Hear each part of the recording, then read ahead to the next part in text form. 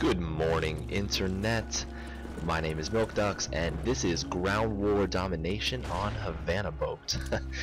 You may have noticed that we are already like 50 points into the match. That's because I had to cut out the first, it was like two and a half minutes. Trust me though, you're really not missing out on much. We captured B. I fell in behind the fountain. Hoping to get a few easy kills, and honestly, like, nobody came through that door, so I transitioned to the opposite side of the street, which, was actually overflowing with enemies, and, yeah, I think I got a killer 2, and then they took me out, so that's where this clip picks up. So, I'm just gonna be honest, like, I've been having a tough time on Black Ops lately, and I don't know if it's just because Modern Warfare 3 is a month from coming out, or what, but I feel like I'm really off my game lately.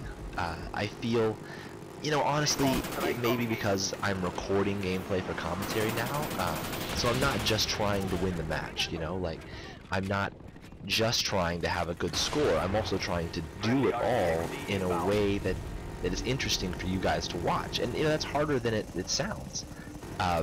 So maybe that has something to do with it, I mean, we're changing our play styles, leaving our comfort zones a little bit, so the footage we record isn't just, us locking down an area of the map and then essentially spawn trapping. So that's different, and because I'm trying to record, I don't know, maybe it's just that much more frustrating when I don't do well, because I'm trying to get some good footage. But I'm still doing well for myself. I'm just making stupid mistakes. There are a couple times in this video where I'm shooting at someone and I'm just totally missing, and it feels obvious to me when I watch it that I'm just not playing to my fullest potential, and I'm getting frustrated with myself, and you can't play like that. It's self-defeating. You have to try and keep a good attitude and be self-confident. You might be surprised at how much of a difference that makes. It really does. But anyway, I mean, back to the game. I mean, what you're kind of seeing me do here is what I like to call a shell game defense. Essentially, you pick and move, right?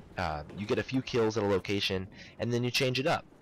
Enemies rush in thinking you're in the same spot, and you pick them up from the side. For example, I started off in the bottom floor of the hotel in this clip. I moved out into the street. Now I'm back in the hotel, about to move into the alley, and then out to the street again. You've got to keep the enemy guessing. That's what it's all about.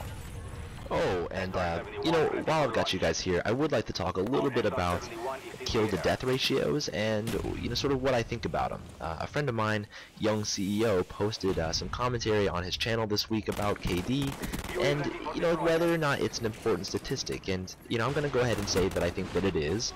I think that it is an important statistic, but it's far from being the most important, in my opinion. I'm a win-loss guy myself, that's what I'm concerned with. I obviously want to post a good KD at the end of a game, but if I have to go negative to win the match, then that's what I'll do, because that's what's important to me. My win-loss right now is around 10.5, I think. My KD hovers around 2.3, and I think that's pretty solid, honestly. I'm pretty happy with that, and you can tell that the numbers are legit because they're both high, and you can't really fake that. It's like you see these guys all the time with decent, 2-point-something KDs, and their win-loss is, less than 1. It's because they're dashboarders. We talked about this already in another commentary. With these guys, I mean, the irony is that even though they've got good stats, nobody takes them seriously because it doesn't mean anything. They back out of games whenever they're up against anyone who's going to give them a good fight. But, I mean, tell me what you guys think. Put it in the comments, I'd love to hear what you guys, have to say about it. And, that does remind me, actually, I don't know how many of you are familiar, but Infinity Ward is changing up the prestige system in Modern Warfare 3 so that when you prestige, you'll get, like, this special prestige currency that you can use to buy things. Like, you could have a certain amount of double experience, or, extra custom classes or something. So I think that's kind of cool. The interesting thing is you'll also be able to use it to wipe out your combat record, essentially. So let's say that in the first few weeks or first few months of the game you don't do very well. You're not getting used to the maps as well as you thought you would. Well, now in your 10th prestige, when you're doing really good, you can just wipe it out and start over, and you'll have maybe a more accurate combat record. I think that's pretty cool. It might stop kids from dashboarding out of games since they can just erase stuff later. You know, it probably won't, but whatever. Anyway, I'm almost out of time, so let me just quickly remind you guys to please stop by my channel, comment, subscribe, favorite, rate, whatever. Tell your friends, tell your wife, and you know, I'll have new content up soon. But until then, quack quack.